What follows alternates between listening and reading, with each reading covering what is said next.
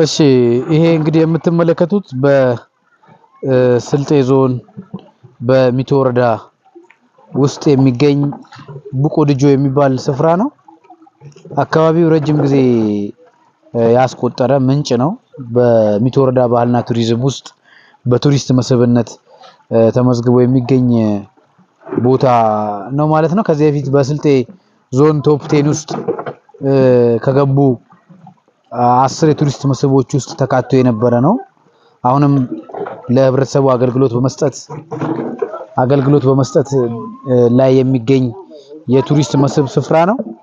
እኛም እዚህ ቦታው ላይ ተገኝተን እንግዲህ ህብረተሰቡ እየተጠቀመበት እንደሚገኝ የማይነጥፍ ምንጭ መሆኑን ለማየት ችለናል።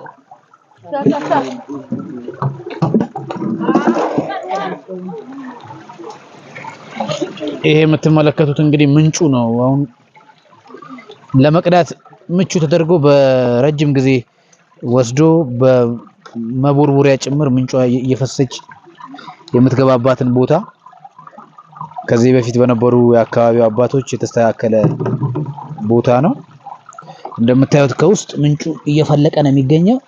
ይሄ ከየትም አካባቢ መጣ ሳይሆን ከመሬት ውስጥ እየፈለቀ የሚገኝ ውሃ ነው ማለት ነው። ምንጭ ነው፣ ንጹህ ውሃ ነው። ውሃው ለመጠጥም ለተለያዩ አገልግሎቶች ማህበረሰቡ ይጠቀመዋል።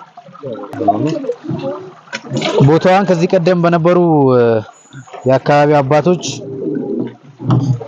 ታሪክ እንደሚያስረዳ የአካባቢ ነዋሪዎች እንደሚናገሩት አባባ የሱፍ ይባሉ በነበሩ ትልቅ ሰው አማካኝነት እንደዚህ ተኮርኩራ ውሃው እየፈለቀ የሚመጣ ውሃ ሊቀመጥበት የሚችልበትን ቦታ በመቦርቦሪያ በዚህ ልክ ያስተካከሉት አባባ የሱፍ የሚባሉ የአካባቢው አባት እንደነበሩ የአካባቢው ሰዎች ይናገራሉ።